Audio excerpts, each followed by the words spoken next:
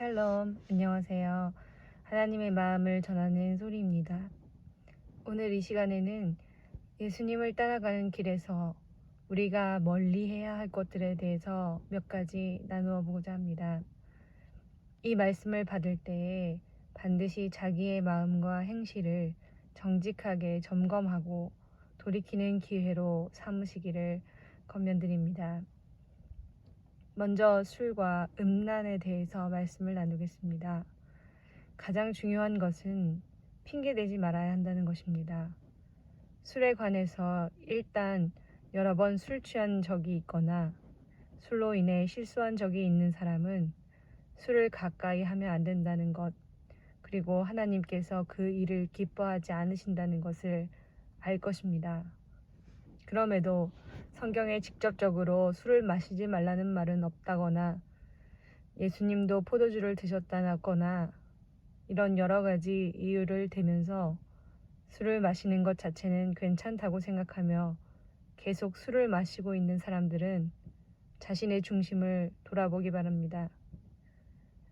자기 자신도 명확하지 않다고 생각하는 부분을 끊임없이 술을 마시지 말라는 여러 사람들의 입술을 통한 말씀 선포가 있음에도 불구하고 술을 마시는 것을 포기하지 못하는 자신의 중심이 무엇인지 돌아보기 바랍니다. 그것은 바로 하나님보다 술이 주는 쾌락, 즐거움, 이것들이 더 중요하다는 것이고 그것을 절대 포기하지 못한다는 것에 다름 아닙니다. 그렇다면 그렇게 마음에 걸림이 되는 사람에게는 술은 더욱더 마시지 말아야 하는 것이 됩니다. 변명의 여지가 없습니다. 음란도 마찬가지입니다. 자기 마음을 점검해 보기 바랍니다. 이 정도까지는 괜찮겠지라고 타협하고 있지는 않은지 말입니다. 마음에 걸림이 되는 것이 있다면 분명히 성령께서 주시는 마음입니다. 왜냐하면 사단은 거리끼는 마음을 사람에게 주어 음란으로 나아가는 것을 막을 이유가 없고 나의 타락한 본성이나 본능도 그렇게 스스로를 막을 이유가 없기 때문입니다.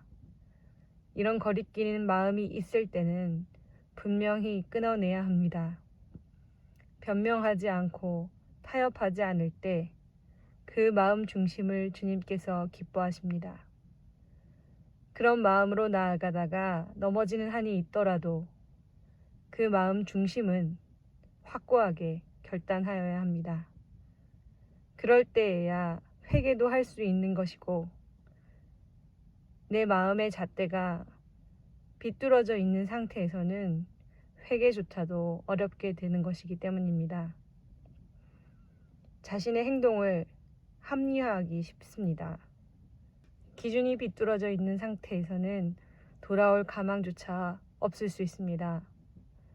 그러나 그 기준을 하나님 말씀에 따라 분명히 세우고 나아가는 자에게는 소망이 있습니다. 오늘 주님께서 하시는 이 말씀을 듣기를 바랍니다. 다음으로 물질에 대한 탐심 역시 내려놓아야 합니다. 주님께서는 탐심은 곧 우상 숭배라고 분명히 말씀하셨습니다. 물질에 대한 탐심은 돈을 숭배하는 것입니다. 지금보다 더 풍족하게 누리고 살기를 바라며 지금 삶에 불만족하는 것, 그것뿐만 아니라 앞으로 물질적인 어려움을 겪을 것을 두려워하며 걱정하는 것도 마찬가지로 물질에 대한 탐심에서 비롯된 것입니다. 물욕은 어떤 방식으로든 물질에 대한 집착, 곧 마음을 빼앗긴 것을 말하기 때문입니다. 그런 사람은 물질에 따라 자기의 모든 행동이 결정될 것이고 그것이 바로 물질, 만몬 숭배입니다. 그 사람에게는 물질이 모든 생각과 말과 행동을 결정하는 근원이 되기 때문입니다. 그 끈을 완전히 놓아야 합니다. 들의 백합화와 하늘의 새를 먹이고 입히시는 하나님을 신뢰함으로 말입니다. 하나님은 분명히 우리를 먹이고 입히실 것이라고 약속하셨습니다. 그 약속을 진짜 믿는다면 왜 물질에 집착합니까?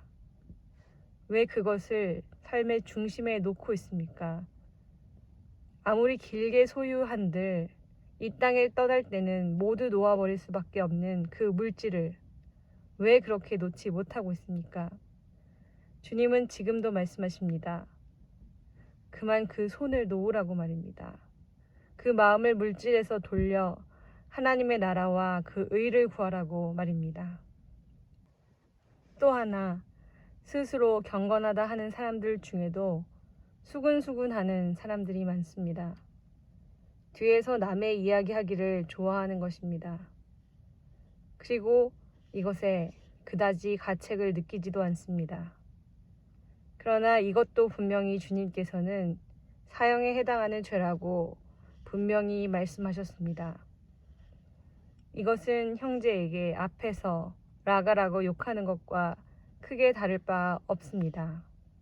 그 마음밭은 동일합니다. 어쩌면 더 음흉합니다. 앞에서는 그 사람을 위하는 척하면서 뒤에서는 다른 말을 하는 것이기 때문입니다. 이것은 주님께서 강하게 책망하신 가증하는 것, 곧 위선적인 것입니다. 겉과 속이 다른 모습입니다. 주님께서 우리의 모든 말, 특히 몰래 하는 뒷말들도 모두 듣고 계시다는 사실을 알아야 합니다. 물론 마음속으로 하는 뒷담화까지도 말입니다. 주님의 마음을 알아야 합니다.